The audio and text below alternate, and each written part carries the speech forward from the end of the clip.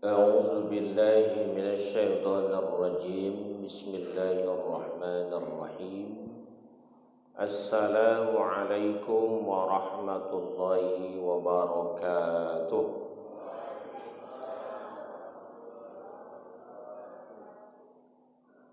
Bismillah, alhamdulillah wa syukurillah wassalatu wassalamu ala rasulillah la haula wa la quwata illa billah. Tiada terhingga puji syukur kita kepada Allah subhanahu wa ta'ala. Alhamdulillahi rabbil alamin. Bersalawat kepada yang mulia junjungan kita Nabi Muhammad sallallahu alaihi wasallam. Allahumma salli wa sallim wa barik alaihi. Bapak dan Ibu jamaah subuh yang dirahmati Allah. Pagi hari ini Allah Subhanahu wa taala perjumpakan kita kembali di majelis yang mulia ini. Walaupun akhir-akhir ini majelis-majelis seperti ini telah hampir punah. Tetapi di masjid yang mulia ini tetap dilaksanakan. Saya sangat mengapresiasi, sangat memberikan sebuah pujian kepada BKM. Tidak surut semangatnya melaksanakan pengajian subuh walaupun situasi dan kondisi kita seperti hari ini. Mudah-mudahan terus di masa yang akan datang pengajian ini tidak berhenti. Karena memang saya akan sampaikan kepada kita nanti berhubungan dengan keadaan dan situasi kita hari ini, judulnya adalah mengenali musibah dan jangan tinggalkan masjid.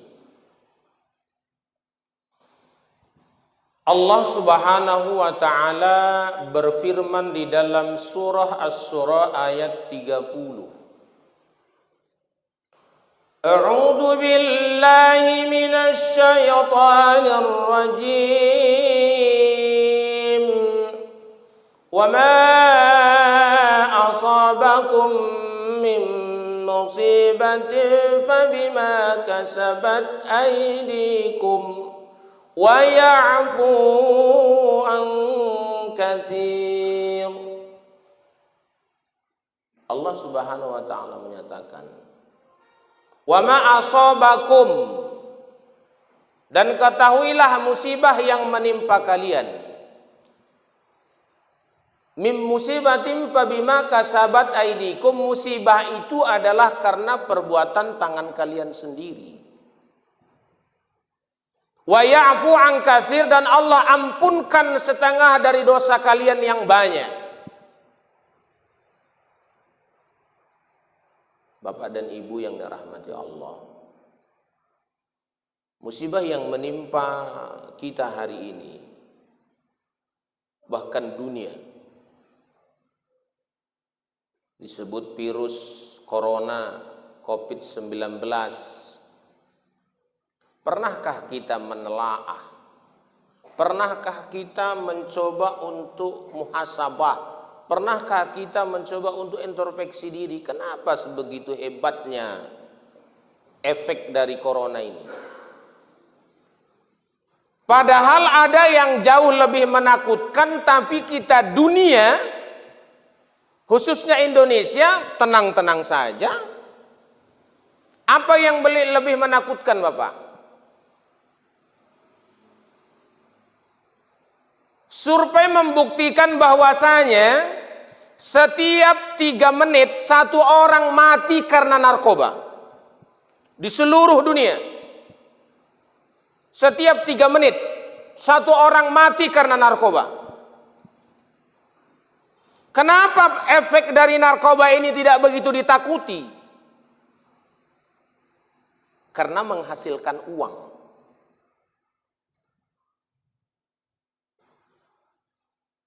Efek narkoba tidak ditakuti karena menghasilkan uang bagi sekelompok orang.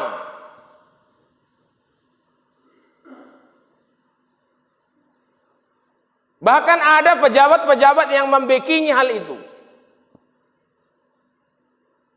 Maka tidak begitu ditakuti. Corona nggak ngasilin duit, ngabisin duit. Siapa yang mau beli corona? Ada? Tidak ada. Maka ini ditakuti. Hari ini orang demam dibawa ke puskesmas, besok ODP lah dia itu. Orang dalam pemantauan. Rupanya cuma demam karena hujan semalam.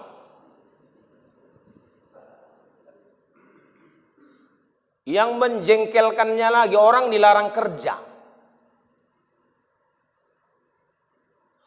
Saya katakan, nggak ada masalah kita dilarang kerja. Kasih makan dong. Kasih makan. Ente bisa ngomong jangan kerja. Ente ada gajinya. Lah orang kerja bangunan kalau nggak ngorek nggak dikasih duit. Yang petani kalau nggak ke sawah nggak ada duitnya. Bisa ngomong, jangan kerja. Ya kalau kau kasih beras, kau kasih minyak, kau kasih bahan makanan, jangankan 2 minggu, 1 tahun pun aku mau. 1 tahun, ngene, mau. Pergi ke masjid, pulang makan. Sampai di rumah ada nasi, ada siap. Iya, mantap. Mau saya.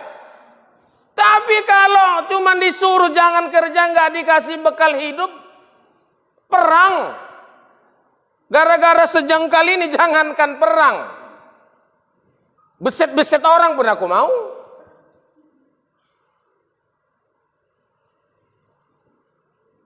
Jadi Bapak Ibu yang dirahmati Allah, ini yang tidak nyambung. Tapi oke lah, sing waras ngalah aja lah. Nggak perlu kita memperbesar-besar. Intinya, selama itu bisa diikuti, ikuti Bapak Ibu. Cuci tangan. Ikuti, kan nggak ada ruginya cuci tangan. Iya. Pakai masker, ada ruginya? Enggak ada, silakan. Gulung karpet, silakan. Bagus ini digulung karpet, enggak capek. Pak Imam enggak capek, cuman gini-gini doang, pakai kain pel selesai. Selama ini kan enggak serot, bisa 2 jam. Syukur ini, sedap ini. Tapi pabrik karpet tutup.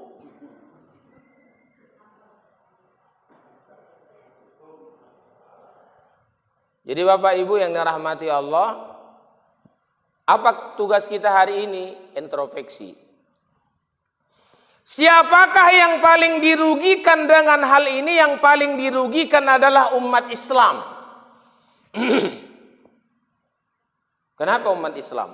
Lihat Bapak Ibu. Cari sejarah yang menuliskan, pernahkah dihentikan tawaf di Masjidil Haram? Mana ada sejarah menuliskan itu. Di zaman jahiliyah saja belum pernah itu dilakukan. Orang jahiliyah kafir Quraisy saja mau terjadi apa-apa tawaf mereka. Yang paling dirugikan umat Islam. Umumnya yang beragama yang paling dirugikan. Khususnya orang Islam. Bapak Ibu, efek dari ini semua nanti kita sudah melihat di beberapa kota sholat Jumat sudah tidak ada. Di Medan, di beberapa instansi sudah ditiadakan sholat Jumat. Kalau sudah sholat Jumat ditiadakan yang wajib, yang sunnah sholat tarawih juga tiada. Itu sudah pasti. Kalau nanti wabah virus corona ini nggak surut, itu sudah pasti. Kalau sudah sholat taraweh tidak ada, Idul Fitri juga tidak ada, Bapak Ibu. Kalau Idul Fitri tidak ada, bisa jadi kemungkinan pelaksanaan haji tahun ini pun dibatalkan. Siapakah yang paling dirugikan? Umat Islam. Maka pertanyaannya, kenapa sampai seperti ini? Bapak dan Ibu yang dirahmati Allah, tadi sudah saya katakan, saya bacakan di awal surah ayat 30. Wa ma asabakum min musibatin fabima kasabat aydikum wa ya'fu an katsir. Dan ketahuilah musibah yang menimpa kalian adalah karena perbuatan tangan kalian sendiri, dosa-dosa kalian. Apa dosa umat Islam? Dosa umat Islam itu banyak. Bapak Ibu, mungkin kita belum bisa hilang ingatan dari kita tentang bagaimana saudara-saudara kita Muslim minoritas Rohingya di Myanmar diusir dari kampung halaman mereka, yang tidak mau pergi dibakar dengan rumahnya. Pertanyaan, apa yang dilakukan umat Islam kepada mereka? Nonton. Umat Islam dunia nonton. Pemimpin-pemimpin umat Islam diam. Palingan hanya mengutuk. 1 juta orang serentak mengatakan mengutuk, nggak terjadi apa-apa. Ini bukan zaman Sampuraga ini. Yang diperlukan action.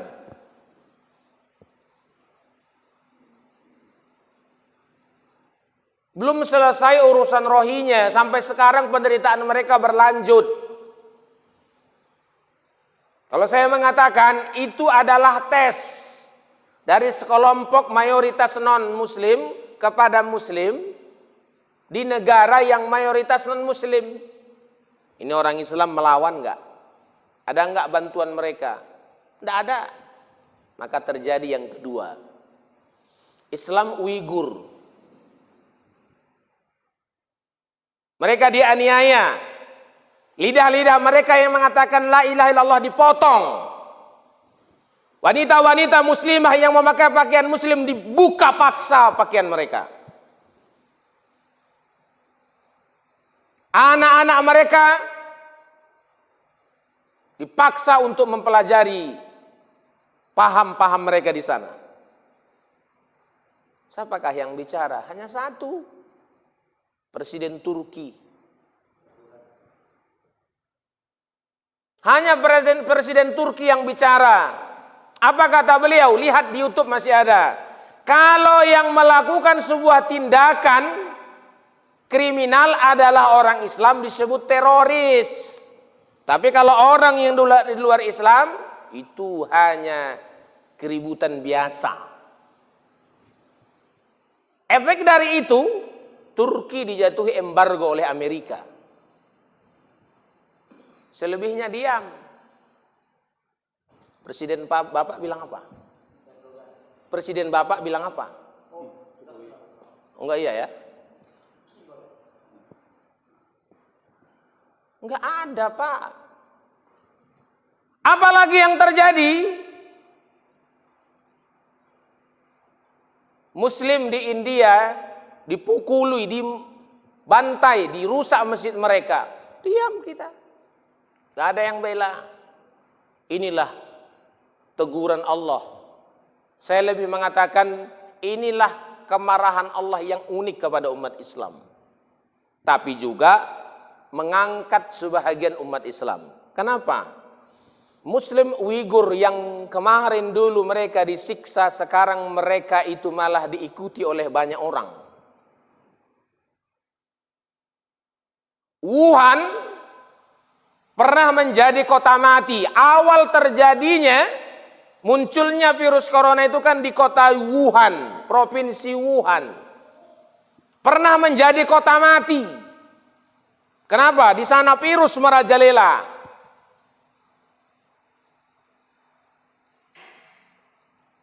Aneh sekali, Muslim Uighur tidak ada yang kena. Bisa kita lihat di televisi. Di YouTube hari ini masih tersimpan. ketika mereka sholat Jumat, orang-orang yang tidak Islam ikut. Bahkan mereka salah arah, ada yang arah ke utara, selatan, barat, daya, barat, barat laut, utara, timur laut. Mereka pikir ibadah orang Islam kayak gitu. Suka-suka mau hadap kemana? Bukan. Kita ada aturan, geng. Kenapa? Hari ini pun kita bisa masih lihat. Di Spanyol 500 tahun tidak pernah dikumandangkan azan secara terbuka. Hari ini pemimpin mereka menyuruh kumandangkan azan, wahai umat Islam, dari rumah-rumah kalian. 4 hari yang lalu diberitakan di salah satu televisi swasta TV One. Umat-umat Islam mengumandangkan azan dari jendela-jendela rumah mereka. Allahu Akbar, Allahu Akbar. Masya Allah. Sekarang baru tahu ada Tuhan.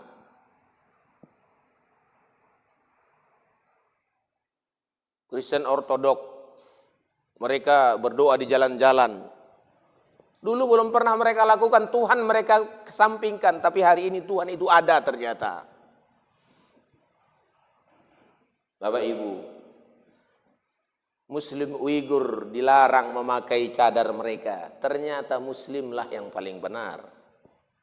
1400 tahun yang lalu disyariatkan umat Islam memakai cadar. Di Wuhan, di Cina, di Tiongkok, mereka paksa mereka membuka, orang-orang Islam itu mereka paksa. Sekarang seluruh dunia memakai cadar ala corona. Laki-laki dan perempuan. Baru tahu ente. Baru tahu rupanya. 1400 tahun lalu disyariatkan oleh Nabi. Itu karena sudah ada perintah dari Allah. Sekarang kita sibuk laki-laki perempuan pakai. Cuman ala corona. Ibu yang pakai cadar.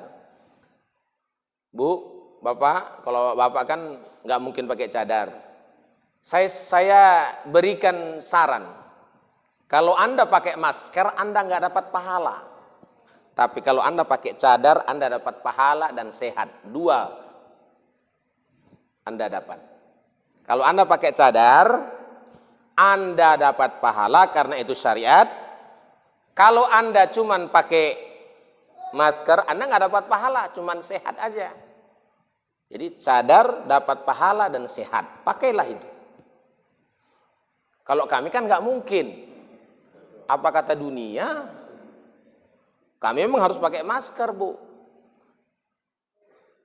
Kita sekarang disuruh cuci tangan. Yang cuci tangan itu 5 kali 1 hari 1 malam siapa? Umat Islam. Itu kalau sholat 5 waktunya. Bagaimana sholat duhanya? Bagaimana sholat tahajudnya? Bagaimana sholat tasbihnya? Bagaimana baca Qur'annya? Berapa kali cuci tangan? Berarti yang benar Islam. Kita disuruh. Di Wuhan nggak pakai cuci tangan karena mereka pakai sumpit. Nggak ada cuci tangan, sumpit. Di Eropa nggak ada pakai tangan, pakai sendok. Pisau, bahkan pisaunya yang dicucukkan taruh ke muncungnya. Umat Islam disuruh sunnah pakai tangan 3 jari. Ya mau begini terserahlah. Tapi kan pakai tangan. Terserahlah. Kami kalau orang Batak memang begitu, Pak. Itu diputar lagi.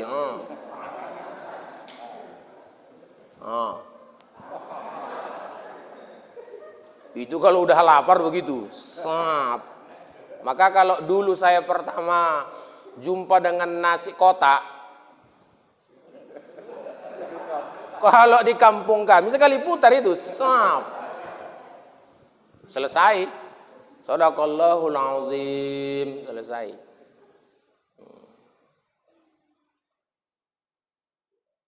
Syariat yang diajarkan Nabi benar, cuci tangan, toharoh, bersih. Masya Allah. Maka kalau Bapak Ibu mau menghindarkan diri dari corona, ikuti aja syariat. Nggak usah macam-macam, nggak usah yang lain-lain. Syariat aja ikuti.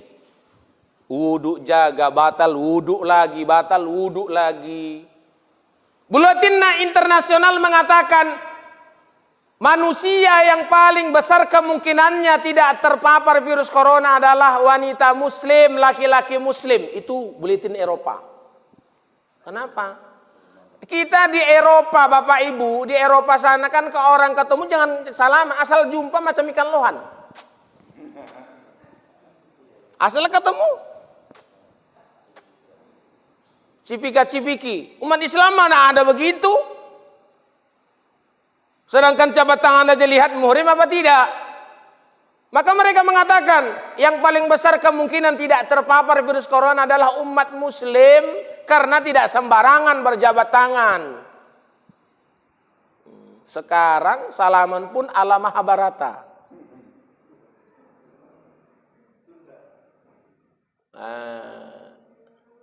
Jangan tinggalkan sunnah, jangan nggak salaman.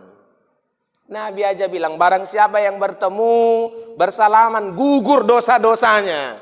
Ngapain takut? Tapi kalau memang ada di situ taruh sabun sama BKM, cuci tangan, nggak apa-apa, namanya syariat. Silakan.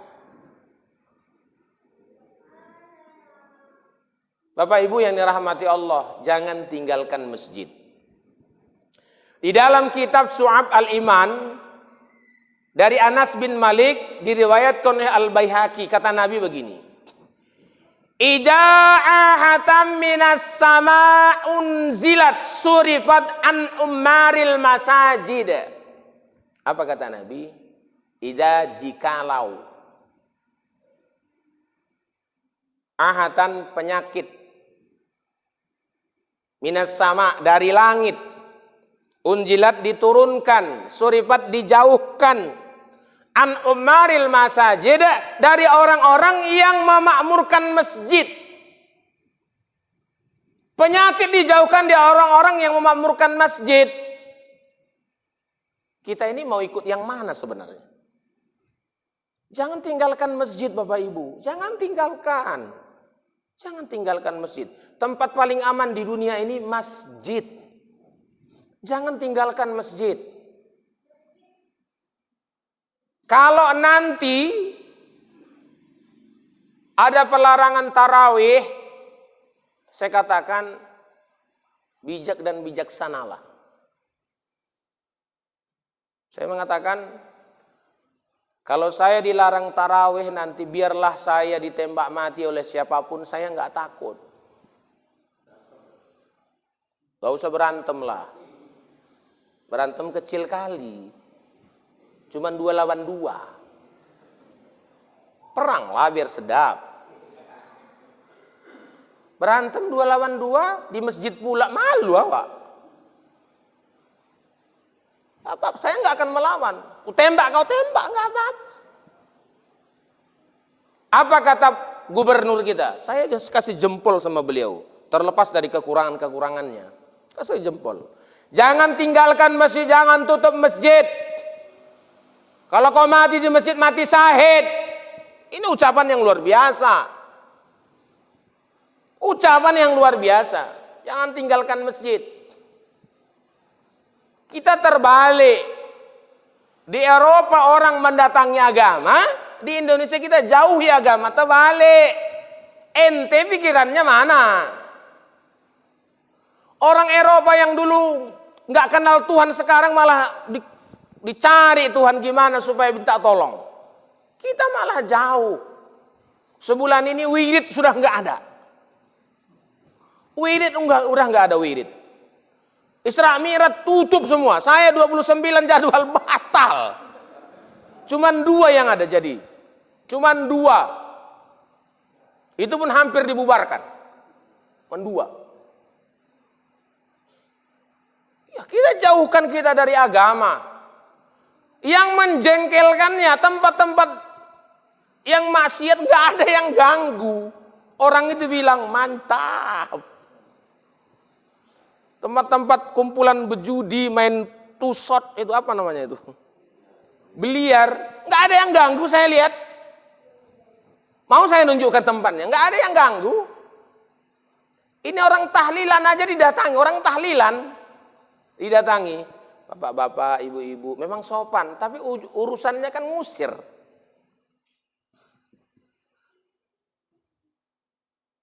Bapak ibu yang dirahmati Allah Subhanahu wa taala, kalau kau tinggalkan agama, kau jauhi Allah, maka ingat, sama siapa lagi kau akan berlindung?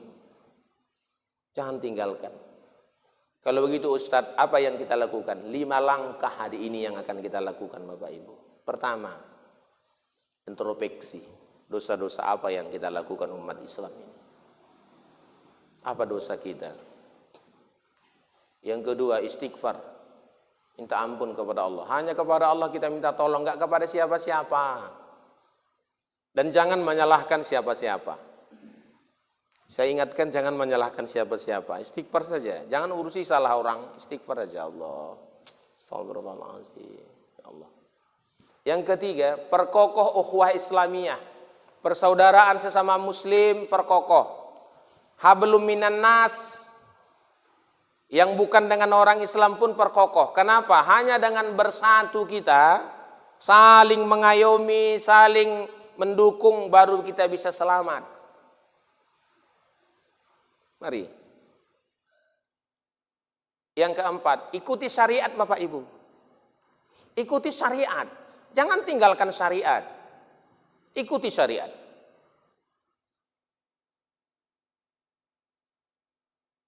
Dan yang terakhir, dekatkan diri kepada Allah. Jangan tinggalkan Allah. Dekatkan diri kepada Allah. Apalagi nanti Ramadan.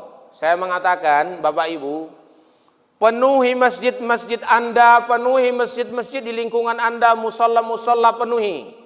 Karena kata Nabi, doa di bulan Ramadan tidak ada halangannya kepada Allah. Minta kepada Allah. Sama siapa lagi kita mau minta kalau bukan sama Allah? Minta sama Allah. Minta sama Allah. Minta sama Allah Bapak Ibu.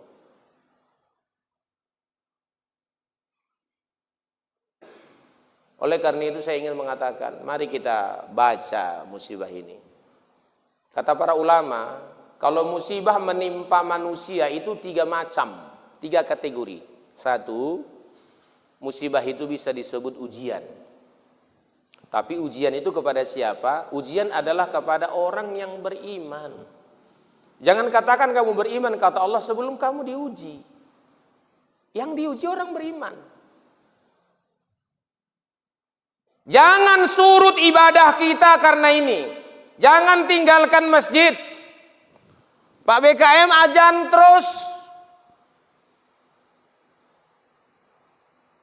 Seandainya ada yang memotong lidah, kita pun kumandangkan ajan.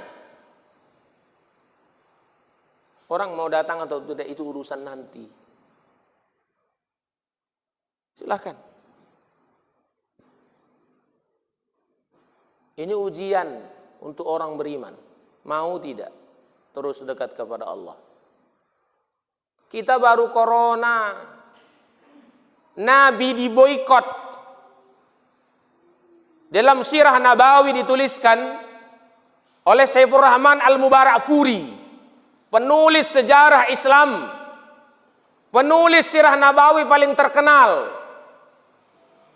Apa kata beliau? Nabi Muhammad bersama kaum muslimin diboikot. Tidak bisa berdagang, tidak bisa cari makan, tidak bisa komunikasi dengan orang lain. Tapi ketika mereka menyerahkan diri kepada Allah, maka tidak ada yang tak terselesaikan. Nih. Yang kedua, musibah itu bisa disebut teguran atau peringatan. Mungkin kita banyak salah sudah. Perlu kita perbaiki. Apa kesalahan kita umat Islam? Perbaiki. Yang ketiga, musibah itu bisa disebut hukuman atau laknat Allah. Kepada siapa itu? Kepada orang yang lebih banyak kemaksiatannya daripada kebaikannya. Mungkin kita umat Islam ini sudah lebih banyak buruknya daripada baiknya. Maka Allah buat seperti ini.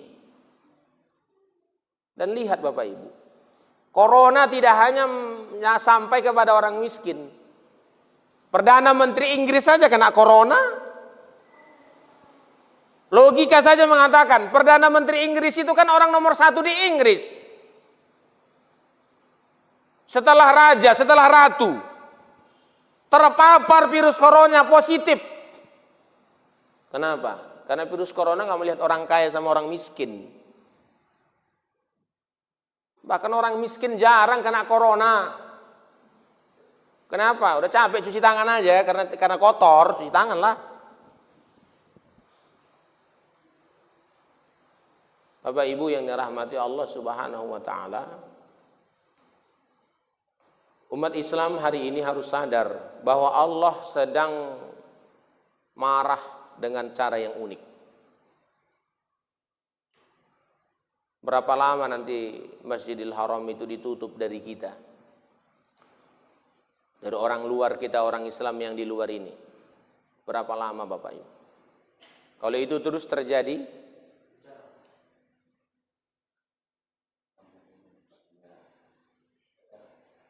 saya bukan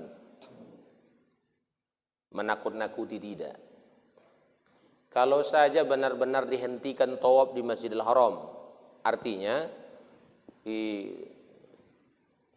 kalau di pelatarannya kan sudah diberhentikan.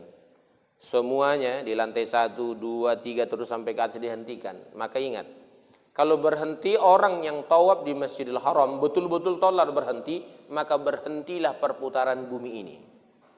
Kalau berhenti perputaran bumi ini, maka apa yang terjadi? Jadi oleh karena itu satu-satunya cara dekatkan diri kepada Allah. Dekatkan diri Pak. Jangan tinggalkan Tuhan, jangan tinggalkan Allah. Jangan tinggalkan. Saya prihatin dengan kita hari ini. Masjid sudah kita tinggalkan, tengok sedikit. Salat Jumat orang jarang-jarang. Jumat kemarin saya di Al-Islah, gang masjid. Saya bilang rapat. Gak akan mati Anda itu kena. Rapat saja. Awalnya jauh-jauh. Karena jarak 1 meter. Rapat. Bapak Ibu, kalau Allah mau buat kita mati, gak perlu pakai corona. Selama ini gak ada corona, banyak yang mati gak? Banyak yang mati kan? Berarti kan mati itu bukan karena corona. Kalau mau mati gak perlu pakai corona, mencret semua kan bisa Allah buat. Bisa kan kira-kira Allah buat kita mencret semua ini? Bisa. Orang gak sakit aja pun bisa mati. Cuman kita waspada boleh. Tapi agama jangan tinggalkan. Masjid jangan tinggalkan. Silakan waspada. Saya pun takut kena corona. Tapi saya lebih takut pada Allah. Siapa yang gak takut? Saya takutnya bukan coronanya, efeknya. Bayangkan bini nggak bisa lihat saya. Sebenarnya mati bukan karena corona, karena stres. Biasanya sakit, laki-laki sakit kalau nggak ada bini, itu makin parah sakitnya itu Pak. Orang laki-laki nggak punya bini aja sakit. Sehat dia tapi nggak punya bini, sakit itu otaknya. Nggak kira-kira saya salah nggak Pak? Enggak kan? Laki-laki nggak punya bini itu sakit otaknya. Kenapa? Ya normalnya begitu. Apalagi sakit Pak. Bini nggak bisa lihat, anak nggak bisa lihat, emak kita kalau ada nggak bisa lihat, orang nggak bisa komunikasi sama kita. Yang datang manusia planet. Nggak nampak muka, cuman ngomong aja di dalam maskernya. Anda sakit. Itu parah, penyakit nambah Pak. Biar tahu. Itu yang paling ditakutkan. Kalau mau kena corona, nggak kecil kali sama Allah tuh. Jadi oleh karena itu apa? Jangan tinggalkan masjid, jangan jauhi Allah, dekati Allah terus. Kalau sudah kena, itu sudah takdir. Itu takdir sama kita. Kita sudah ikuti. Cuci tangan. Karpet buka. Jangan raun-raun. Aku cocok sebenarnya. Aku cocok kali. Corona ini ada betulnya. Pesta nggak ada. Ada betulnya. Kalau tidak hari Sabtu 7. Hari Minggu 5. Kali limpul. Mencret. Cocok ini. Cuman penderitaan bagi yang nikah. Harusnya pakai baju selayar, enggak lagi. Cuman aku nikahkan kepadamu, selesai. Tapi cocok bagi yang sebenarnya bapak enggak pesta kan enggak mumet bapak ibu mikirinya. Enggak mumet kan? Antaran penuh. Iya kan Pak? Antaran penuh. Cuman kenduri kecil-kecilan aja. Wow, bisa beli kereta baru NMAX.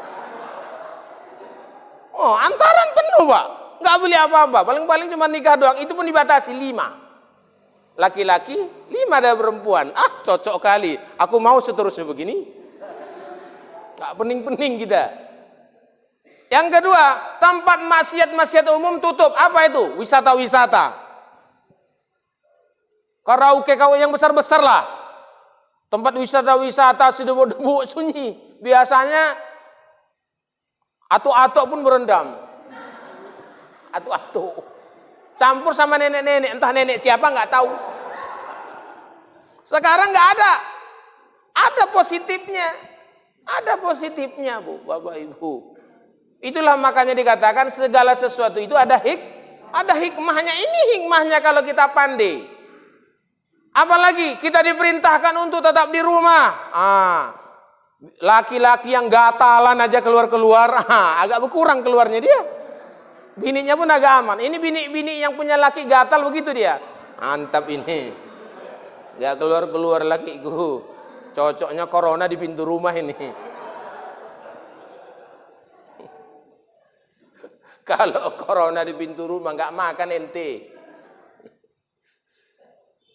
Jadi macam mana Ustaz? Kembali kepada Allah. Dekatkan diri kepada Allah. Ini sudah jalan Allah sama kita. Dekatkan diri, banyak baca Quran, ya, aktivitas jangan tinggalkan, ya, anjuran-anjuran positif ikuti. Anjuran-anjuran positif bisa diikuti. Kalau nggak bisa, jangan diikuti. Jangan kerja, jangan. Kau kasih makan aku baru. Saya itu jujur aja saya bilang. Kau kasih makan, aku bilang tadi. Setahun pun aku mau. Kok setahun seumur hidup pun mau kok. Siapa? Ada yang nggak mau dikasih makan seumur hidup? Iya, santai-santai bangun. Takutku begini, banyak sakit gula. Di rumah aja tidur, makan tidur. Wah, makin gemuk. Lama-lama bukan mati karena corona, karena sakit gula.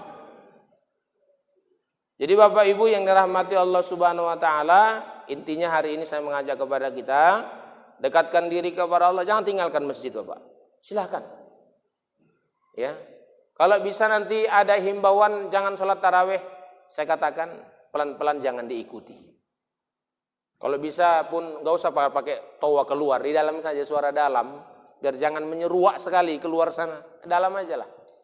Tapi tarawih jangan tinggalkan. Kalaupun terpaksa, artinya di tempat kita ini memang sudah bukan zona merah lagi, zona bahaya. Karena semua sudah terpapar corona. Sholat tarawih di rumah, tapi juga jangan tertinggalkan. Kenapa? Bisa jadi ini adalah Ramadan terakhir kita. Ini Ramadan terakhir. Kita nggak tahu. Ini Ramadan terakhir. Yang kena efek corona bukan Anda saja, semua kita kena. Cuman saja kita yang nggak pegawai negeri, nggak ada gaji. Mereka pun kena. Biasanya dapat uang masuk, nggak dapat uang masuk lagi. Uang keluar yang banyak. Nah, kalau kita memang tidak. Kalau nggak kerja nggak dapat uang. Nah, kerjakan sebaik mungkin. Yang bisa diikuti, ikuti. Yang tidak bisa jangan ikuti. Kenapa?